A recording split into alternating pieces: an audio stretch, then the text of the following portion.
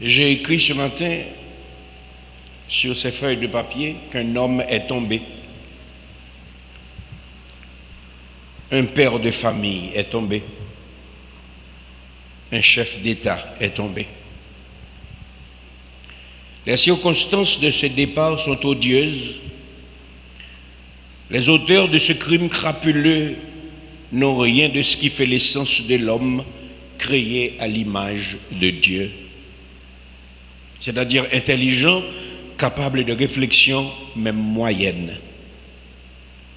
Un homme, un mari, un père de famille, un chef d'État est tombé.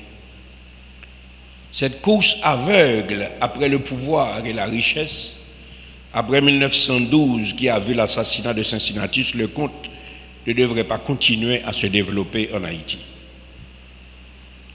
Mais aucune voix n'a crié « arrêtez ». Après l'assassinat de Lecomte, aucune voix n'a crié « arrêtez ». Avait-on rendu justice au président Lecomte, à sa famille?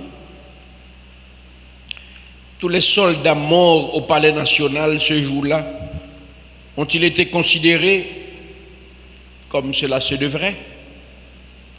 L'arsenal du palais incendié et pillé, qui a rendu compte à qui?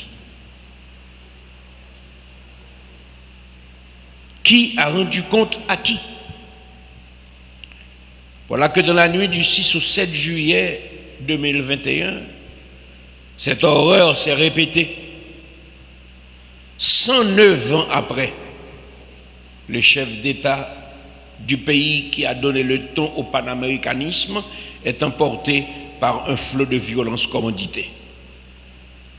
Qui sont les auteurs de ce crime?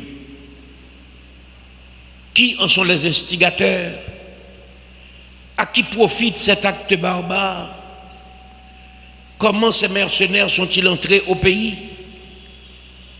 Il faut que ces questions soient élucidées.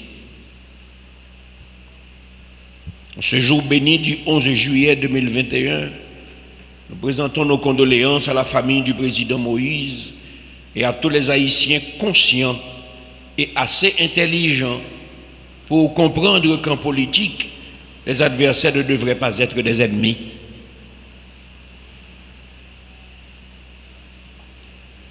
Présentons nos condoléances à la famille du président Moïse, à tous les Haïtiens conscients et assez intelligents pour comprendre qu'en politique, des adversaires ne devraient pas être des ennemis. Nous présentons aussi nos condoléances à tous ceux qui peuvent s'élever au niveau de cette compréhension pour réaliser que la présidence est une fonction de noblesse et qu'elle doit être assumée par des âmes illustres capables de se dépasser au nom des intérêts publics.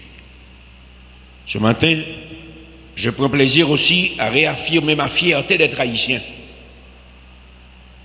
Les auteurs de cet assassinat s'attendaient à provoquer le grand chaos dans les rangs de la nation.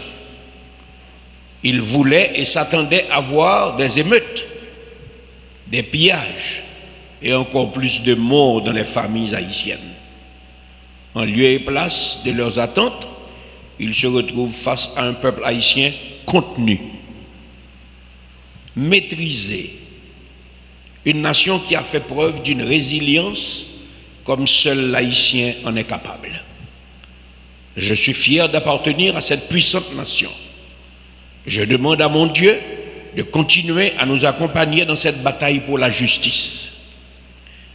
Et c'est Dieu lui-même qui fera justice à cette nation en son temps.